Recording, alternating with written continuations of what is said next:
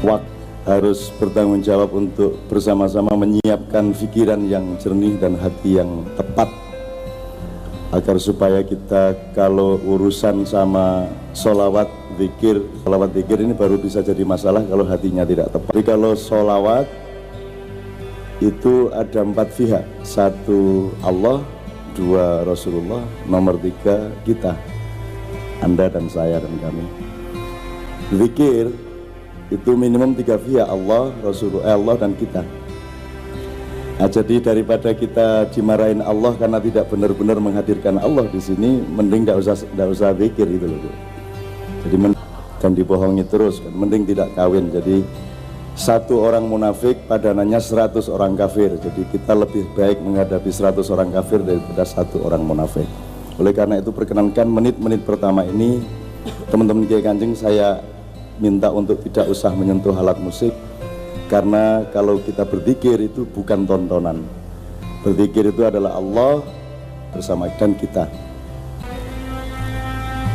Pak Yudi itu bilang sama Bu Yudi I love you, Pak Erwin bilang sama Bu Erwin I love you.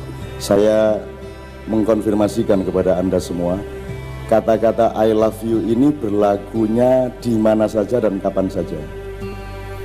Ketika beliau di kantor masih berlaku enggak I love you-nya? Masih. Ketika Pak Erwin umroh masih berlaku I love you-nya.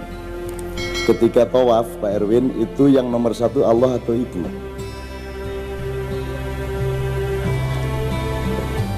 Ini soal cara berpikir. Allah bukan pesaingnya istri, Allah bukan kompetitornya siapa-siapa. Cinta kita kepada istri itu berada di dalam cinta kita kepada Allah, sehingga dia inherent satu sama lain. Kalau bahasa umumnya sekarang selingkuh. Nah sekarang saya tanya, ini hanya antar suami istri. Sekarang kalau antara Allah dengan manusia, Allah dengan hambanya, ini untuk paralel ini ilmunya adalah bahwa ada 4 macam bersuami istrian di dalam kehidupan. Yang pertama laki perempuan. Begitulah Allah. Allah nyuruh sholat, Allah nyuruh puasa, itu dengan bertanggung jawab dulu untuk menyejahterakan. Dia kasih alam semesta yang subur, dia kasih badan yang sehat, dia kasih ilmu, akal dan lain sebagainya, baru disuruh sholat. Karena Allah pemegang saham utama dalam hidup kita, kita ini karyawan, maka ibadah kita kepada Allah juga tergantung kepada pemegang saham. Gak boleh kita menentukan ibadah kita sendiri, itu namanya ibadah mahdhah. Nah, saya kembalikan ke wirid dan sholawat pada malam hari ini. Sekarang ini Allah nomor 1 hadir di sini, nomor 2 Rasulullah SAW, nomor 3 kita. Jadi jangan dipikir Allah tidak ada. Kalau Allah engkau tidak temukan di dalam hati dan pikiranmu malam hari ini, berarti engkau tidak berwirid dan berarti engkau selingkuh kepada Allah. Nah, kalau memang gini, Anda sama Allah ini bersuami istri dalam petik ya, laki-laki perempuan, wali kota, pemerintah dan rakyat itu suami istri, umat manusia dan alam ini suami istri. Makanya sama hutan mesti hati-hati, harus ditertibkan kalau ada pencurian-pencurian, karena manusia adalah suaminya alam. Tidak ada tempat di mana kita bebas dari istri kita dan suami kita. Dan tidak ada perilaku dari kita di mana suami kita hilang atau istri kita hilang dari konteks perilaku itu. Maka saya tanya, kalau begitu ada acara yang bukan sholawat dan zikir. Emang boleh kita melakukan sesuatu di suatu tempat di mana Allah tidak ada dan Muhammad tidak ada? Kalau kita misalnya mengadakan acara dangdut dan situ kita anggap Allah tidak ada, Rasulullah tidak ada, namanya apa? Namanya apa tadi? Selingkuh. Jadi emang ada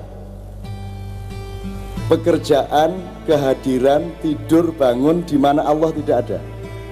Kita bersuami istri dengan Allah kapan saja, di mana saja, siang, malam, pagi, sore, sehingga acara ini tidak acara khusus, karena acara apapun di situ ada Allah, di situ ada Rasulullah bagi orang Islam. Dalam masjid kita berzikir, tapi nanti kalau sudah sholawatan pakai terbang kayak di Martapura, itu bagusnya juga di dalam tidak ada masalah, tapi dia sudah campur budaya sehingga dia cocoknya di beranda masjid. Nah kalau sudah main band harus di luar masjid. Jadi makanya ibadah mahdhoh jangan dicampuri dengan itu ibadah muamalah, bukan ibadah mahdhoh. Nah, kita harus bisa memilah antara ibadah mahdhoh dengan ibadah muamalah. Kita nikmati dan kita syukuri kehadiran Allah Subhanahu wa taala, dan di Kalimantan Selatan ini ada orang besar, orang yang terbesar di dunia di bidangnya. Beliau adalah orang yang menyelenggarakan sholawat maulid sejak masa mudanya sambil bermain silat pada waktu itu, dan waktu awal beliau bikin hanya 4 orang yang ikut, sampai akhirnya ratusan ribu orang ikut berselawat setiap malam Senin, betul ya? Orang yang sangat saya takzimi karena di seluruh dunia tidak pernah ada peristiwa getaran-getaran elektromagnetik cinta vertikal Allah, Rasulullah dan manusia sebagaimana yang terpancar dari cahaya Martapura, Banjarmasin dan Kalimantan Selatan. Memandang wajah beliau kita teringat Sayyidina Ali bin Abi Thalib. Kalau kita memandang, kalau mendengarkan suara Haji Zaini, istri saya ini jatuh cinta sama suara beliau. Beda guyon-guyon. Maksud saya, beliau ini Masya Allah, yang namanya Ainun itu kuku hitam, yang namanya tapi beliau ini Haji Zaini, guru Zaini kita ini Masya Allah, beliau adalah pahlawan dunia. Beliaulah yang paling indah memancarkan cinta dan percintaan dengan Rasulullah Muhammad SAW. Dia orang besar, almarhum Masya Allah. Dan saya berdoa kepada Allah, ya Allah jangan sampai hilang situasi itu dan lahirkanlah Haji Zaini yang lain di Kalimantan Selatan. Oleh karena itu sekarang ada 5 via, Allah Subhanahu wa taala, Rasulullah SAW, Haji Zaini, muttafaqun alaih. Dan Anda semua, amin ya rabbal alamin.